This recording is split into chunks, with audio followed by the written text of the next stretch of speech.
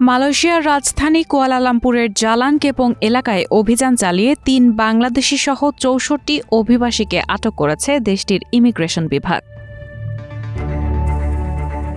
সোমবার মধ্যরাতে জালান কেপংয়ের জালান মেট্রো পেরদানা তৈমুর ২-এর একটি ৩-তলা আবাসিক বাড়িতে অপসাপু নামের অভিযান চালিয়ে তাদের আটক করা হয়।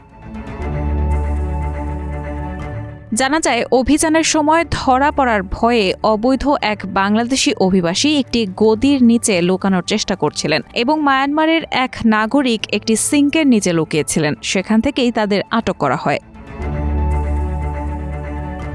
অপারেশন সাপু চলাকালীন কুয়ালালামপুর ইমিগ্রেশন বিভাগ কর্তৃক তল্লাশি করা প্রায় ১৪০ জন ব্যক্তির মধ্যে এই ২ জন ছিলেন। কুয়ালালামপুরের ইমিগ্রেশন বিভাগের পরিচালক ওয়ান মোহাম্মদ সৌপি ওয়ান ইউসুফ এক বিবৃতিতে জানিয়েছেন, ২ ঘণ্টারও বেশি সময়ের অভিযানে মোট ১৩৬ জনের কাগজপত্র পরীক্ষা করা হয়। এর মধ্য থেকে ১০ জন নারীসহ ৬৪ জন অবৈধ অভিবাসীকে আটক করা হয়েছে।